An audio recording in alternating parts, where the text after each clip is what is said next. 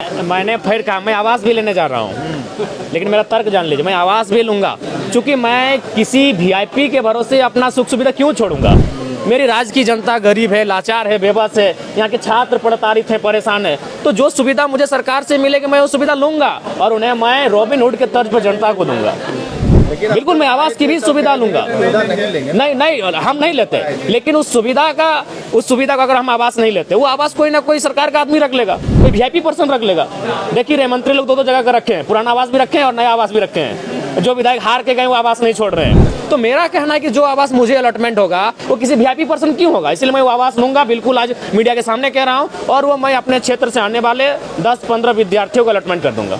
जी बहुत सारे विषय हैं जिनको सोच कर आए हैं, जो राज्य स्तरीय हैं, कोई अंचल स्तरीय हैं, जिला स्तरीय हैं, और जैसे ही हमें अवसर मिलेगा उन विषयों पर वार्तालाप होगी, उन विषयों पर चर्चा होगी और उन समस्याओं का निदान करने के लिए सरकार पर प्रेशर बनेगा। पेपर लीक का मामला किस तरह से? देखिए करिश्मा जी, पेपर लीक का मामला बिल्कुल जघन्य अपराध है। जिन लोगों ने भी इस कृत्य को अंजाम दिया है, सरकार उन पर गंभीर होकर कार्रवाई करे, क्योंकि अगर ऐसा नहीं होता है तो जो आम व्यक्ति है उनका इस जो व्यवस्था है, जो सिस्टम है, उस पर विश्वास टूटेगा और वो ये मान के चलेंगे कि एक आम व्यक्ति का जीवन की सुरक्षा किसी के का उसके दायित्व किन्हीं का नहीं, उनकी जिम्मेदारी किन्हीं की नहीं है। जयराम जी, आप कितने गंभीर हैं इन मुद्दों को लेकर के? जी बिल्कुल, का क्या स्टैंड है, क्या गंभीर मुद्दे हैं, चूँकि जो पढ़ने वाले स्कूल कॉलेज के छात्र हैं, इस राज्य की भविष्य, इस देश की भविष्य हैं, और उनके भविष्य के साथ अगर खिलवाड़ होगा तो निसंदेह ये गंभीर मुद्दे हैं। इन पर गंभीर चर्चाएं होनी चाहिए। और अध्यक्ष की नियुक्ति अभी तक नहीं हो पाई है। स्ट्रैटेजी के साथ पहुंचा है, आपकी क्या स्ट्रैटेजी है? देखिए हमारी स्ट्रेटजी यही है कि बजट सत्र के माध्यम से इस राज्य को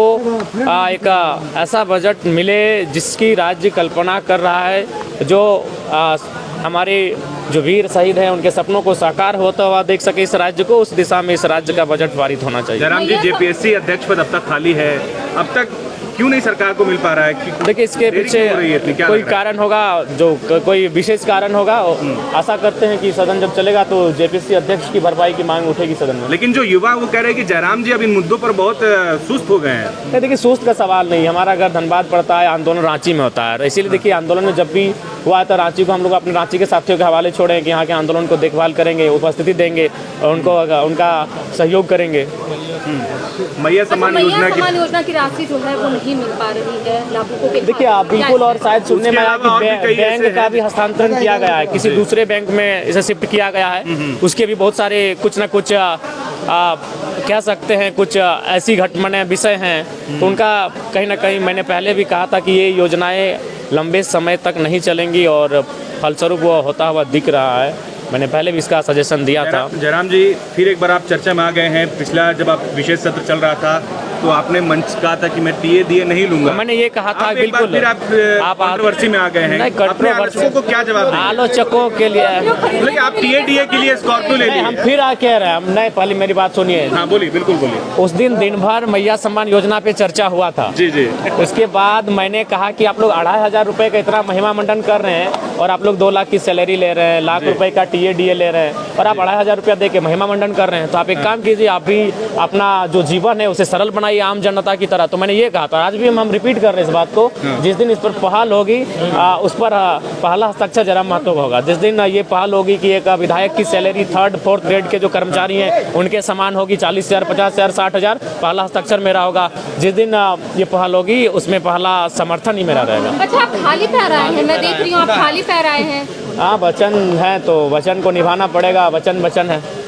ठीक है। गाड़ी खरीदने पर सवाल उठाया जा रहा है। देखिए मैंने फिर कहा मैं आवास भी लेने जा रहा हूँ, लेकिन मेरा तर्क जान लीजिए, मैं आवास भी लूँगा क्योंकि मैं किसी वीआईपी के भरोसे अपना सुख सुविधा क्यों छोड़ूंगा। मेरी राज्य की जनता गरीब है, लाचार है, बेबस है, यहाँ के छात्र प्रताड़ित हैं, परेशान है। तो जो सुविधा मुझे सरकार से मिलेगी मैं वो सुविधा लूँगा और उन्हें मैं रॉबिन हुड के तर्ज पर जनता को दूंगा। बिल्कुल मैं आवास की भी सुविधा लूंगा। नहीं हम नहीं लेते, लेकिन उस सुविधा का अगर हम आवास नहीं लेते, वो आवास कोई ना कोई सरकार का आदमी रख लेगा, कोई वीआईपी पर्सन रख लेगा।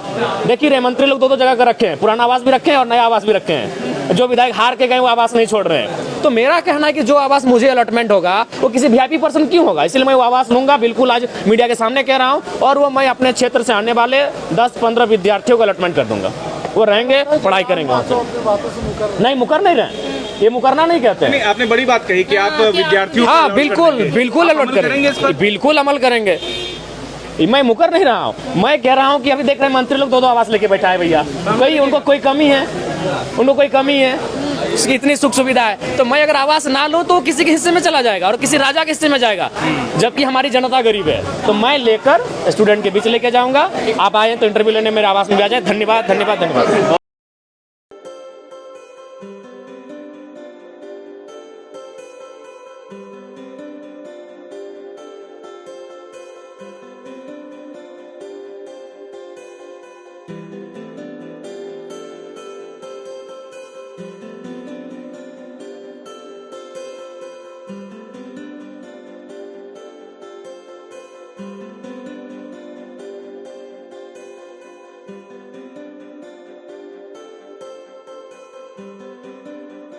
Thank you.